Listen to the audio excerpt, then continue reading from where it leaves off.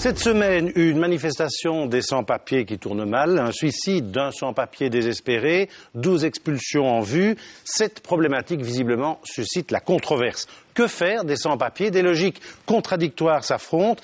Quels critères de régularisation et, entre guillemets, d'ancrage durable? Qu'est-ce que ça veut dire?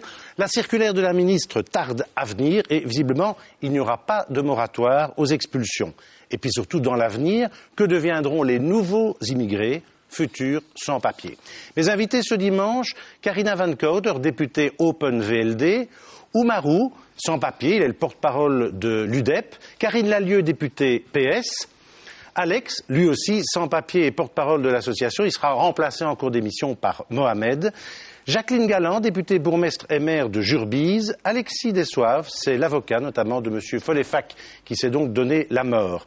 Clotilde Nissens, députée CDH, Alain Drians, conseiller communal à XL Écolo, il était dans la manifestation, Zoé Génaud, députée Écolo, Corentin de la Salle, directeur de l'Atlantis Institut, il est aussi philosophe. J'avais bien entendu inviter la ministre, Mme Turtelbaum, mais elle a décliné notre invitation, ainsi que le bourgmestre de Bruxelles, M. Tielemans. Alors tout d'abord, maître Dessoives, on a entendu le témoignage de cette proche de M. Follefac qui, elle, a une hypothèse. Elle dit « je ne crois pas au suicide ». Vous êtes l'avocat.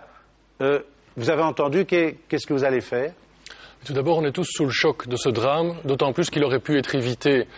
Et je trouve que ce décès intervient dans un contexte tellement particulier que le minimum aurait été, dans le chef des autorités, d'agir en toute transparence, en toute clarté, et une enquête indépendante me paraît à cet égard indispensable, une autopsie. D'autant plus que... Vous demandez l'autopsie officiellement, là? Tout à fait, j'ai eu le papa de M. Follefac au téléphone hier, depuis le Cameroun, et la famille demande une autopsie pour comprendre ce qui s'est passé, parce que trop de questions restent sans réponse. L'Office des étrangers a dans un premier temps nié toute violence lors de la tentative d'expulsion samedi. Or, après que l'ami l'ait rencontré, a vu des traces de violence, dans un second temps, l'Office des étrangers a concédé par communiqué qu'effectivement il y avait eu des violences. Pourquoi dans un premier temps avoir nié une violence? C'était une première tentative de rapatriement. La commission Vermeersch, qui a établi des règles à suivre lors des rapatriements, après la mort de Semira Adamou, il y a 10 ans, étouffé dans un coussin lors d'un rapatriement, dit que la première tentative, c'est une invitation à partir. Ici, des violences ont été utilisées. Un ressortissant français d'origine camerounaise présent dans l'avion en a été témoin, a été expulsé de l'avion et enfermé pendant 10 heures au cachot et interdit de vol pendant 6 mois sur les lignes de Brussels Airlines. Il avait d'ailleurs filmé et les images ont été enlevées de son GSM, en tout cas en partie. Et donc, ça pose des questions. C'est dans un contexte particulier, l'autopsie s'impose. Donc vous demandez l'autopsie? Certainement. Et elle se fera le plus vite possible, j'imagine. Et j'ose espérer que... Et vous l'avez déjà demandé? On ne l'a pas encore demandé, les autorités peuvent le faire d'initiative, mais dès demain, nous ferons la demande officiellement. Voilà. Une réaction peut-être par rapport à... Écoutez, à ce cas-ci? Ce cas-ci est dramatique et on pense évidemment d'abord à la famille et ce qu'on demande, nous, depuis des mois maintenant, c'est un moratoire. Oui, ça, on va y venir. Mais ce cas-ci, mais ce cas-ci, il faut la clarté. Il faut la clarté. Il faut que l'Office des étrangers, qui est une administration qui a été remise en cause régulièrement depuis des années, ils appliquent la loi, par les médiateurs fédéraux, donc c'est-à-dire un organisme objectif. Ils sont remis en cause dans leur manière de travailler, dans leur transparence, dans leur motivation. Je pense qu'aujourd'hui, l'Office des étrangers et la ministre doivent prendre ses responsabilités et donc doit accepter la transparence, doit accepter les enquêtes, les autopsies, pour que ce cas dramatique, on ait une réponse, et une réponse claire pour cette famille. Et en même temps, vous savez qu'on a demandé, nous socialistes, et on l'a obtenu, un audit sur les centres fermés. Cet audit, on l'a obtenu. Les médiateurs fédéraux sont en train de travailler sur ces centres fermés. On a été condamné 2 fois par la Cour européenne des droits de l'homme pour maltraitance dans les centres fermés. Ce n'est pas rien. Et donc, nous voulons effectivement que la ministre suive ces recommandations. Mme Galland veut réagir. Oui, bon.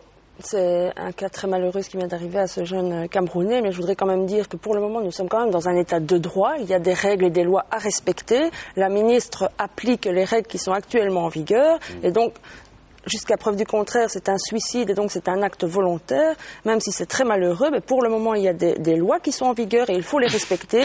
Et le moratoire, nous sommes contre ce moratoire. On va y venir tout de suite. Donc, en tout cas, pour le cas de M. Folleyfac, je crois que vous avez demandé une autopsie qui va nous éclairer finalement sur ce qui s'est passé. J'aimerais quand même rappeler que, contrairement à ce que dit l'Office des étrangers, M. Folleyfac avait une réelle perspective de régularisation sur base de l'accord gouvernemental, oui. Parce que, comme pour les 12 sans-papiers arrêtés lors de la manif et transférés en centre fermé, l'Office des étrangers dit que ce sont des cas irrégularissable sur base de l'accord gouvernemental. Or, M. Folleyfac, il a demandé l'asile en 2005, il pouvait faire valoir un ancrage local durable et il pouvait être régularisé par le travail parce qu'il est en Belgique depuis le 31 mars 2007, comme le dit l'accord gouvernemental. Donc, l'Office des étrangers a pour l'instant une interprétation très restrictive de l'accord gouvernemental qui est finalement le programme du gouvernement. Et ça, mais ça ne va pas. Ça n'a pas encore force de loi. Non, mais dans quelques semaines, et donc M. Folleyfac, dans quelques semaines, aurait pu prétendre à régulariser sa situation de séjour et avoir des papiers. Et il y a un empressement de l'État belge à expulser ce type de personnes. On va y venir. Alors d'abord, la manifestation, puisque c'est ça qui a finalement aussi déclenché toute la polémique. Monsieur Adriaan, vous y étiez dans cette manifestation qui s'est très mal terminée. Oui, et qui a mal commencé, parce que ce fut rude, inutilement rude, je dirais. Effectivement, les organisateurs savaient que la manifestation devait se terminer à 16 heures. Elle était tolérée. Elle était admise entre 2 heures de l'après-midi et 4 heures de l'après-midi. Oui. On avait dit à 4 heures, vous en allez. Ils ont décidé de rester là, de voir s'il n'y avait pas moyen de négocier. D'ailleurs, un groupe de sans-papiers était parti à l'hôtel de ville. Et à 4 heures, effectivement, la police est arrivée non pas pour disperser la manifestation, mais pour l'encercler. Oui. C'était une souricière où tout le monde a été arrêté indistinctement, hommes, femmes, enfants, journalistes. Et moi qui... Et vous avez aussi été arrêté? Évidemment. On vous a pris pour un sans-papier? Non, je ne crois pas. D'ailleurs, j'ai été frappé par l'attitude très pacifique des sans-papiers qui ne bougeaient pas. Moi, contrairement à eux, je ne me suis pas assis. J'ai quand même un peu protesté. Oui. Et la violence policière... Vous avez reçu des coups? Oui, effectivement. Enfin, des coups. On m'a menotté de manière brutale et violente. La question, pourquoi, peut-être à Karine Lallieu, puisque j'avais invité le bourgmestre, mais bon, il n'est pas venu, pourquoi le bourgmestre a donné l'ordre de disloquer cette manifestation et pourquoi ça a été aussi violent? Et alors, pourquoi est-ce qu'on a arrêté des sans-papiers? Le bourgmestre n'est pas venu, mais je crois qu'il s'est expliqué devant la presse. Et comme il le dit toujours, et je voudrais le dire en préambule, s'il y a eu violence policière, s'il y a eu insulte, il dit qu'il faut porter plainte, que des enquêtes internes et externes vont être faites et que des sanctions sont prises. Mais pourquoi est-ce qu'il a donné l'ordre? Je pense que le bourgmestre a toujours eu cette politique-là. Alors, je voudrais d'abord... Parce qu'ils étaient dans l'illégalité? Je voudrais rappeler des faits. Donc, la manifestation, comme vous le dites, elle était tolérée. Le bourgmestre avait dit... Tolérée. Le bourgmestre avait... oralement. Oui, donc ça veut dire... Quand c'est oralement, ça veut dire toléré. Et donc, le bourgmestre avait dit surtout pas de tentes sur la voie publique parce que si on monte des tentes, c'était dans l'objectif de rester jusque... les sans-papiers et un accord, donc, et une régularisation. Oui. C'était une occupation de l'espace public. L'ordre public ne permet pas ça. L'hygiène ne permet pas ça. Donc, il avait dit pas de tente. Ils ont monté 10 tentes et à un moment donné, il a demandé de disperser. L'objectif du bourgmestre était de mettre fin à la manifestation et évidemment qu'il y ait une arrestation administrative, mais qu'il y ait des personnes qui puissent être relâchées directement. Et je voudrais donner des faits, Monsieur Vrebos. Simplement, depuis le 1er novembre 2007, 40 manifestations de sans-papiers ont été acceptées et autorisées sur la ville de Bruxelles. Ça veut dire 6 par mois. Ça veut dire que pendant 40 manifestations, il n'y a pas eu d'arrestation. Il n'y a pas eu de violence policière. Il n'y a absolument rien eu. Donc qu'on ne parle pas de menottage de liberté d'expression, qu'on ne parle pas d'un bourgmestre qui aurait pris une position sur le fond. Je pense qu'il a pensé ordre public.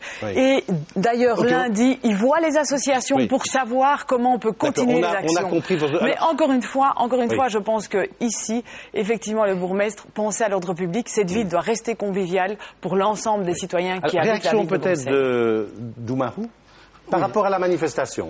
Par rapport à la manifestation, monsieur, elle s'est déroulée comme toutes nos manifestations se sont déroulées. Donc d'habitude, on introduit une demande d'autorisation en règle, dans les normes, dans les délais, et donc la police a toujours répondu Donc oralement, verbalement, il a toujours donné l'accord. Et là, c'était violent? Vous avez vécu ça de manière très... Mais bien sûr, très brutale. Donc le bourgmestre, il a non seulement donc, eu l'intention donc, de disperser violemment, mais l'intention aussi de prendre les gens. Il n'avait pas donné d'ultimatum pour que les gens s'en aillent. Donc il savait pertinemment qu'en prenant des sans-papiers, des gens qui sont en séjour irrégulier et en les mettant aux mains de la police, donc automatiquement ils se... Et vous n'avez pas pu vous en aller quand vous avez vu la police. C'est ça que vous parlez d'encerclement. Certains se sont enfouis quand ils ont vu les policiers au loin, mais les policiers sont arrivés de deux côtés. Les taux, c'est très vite.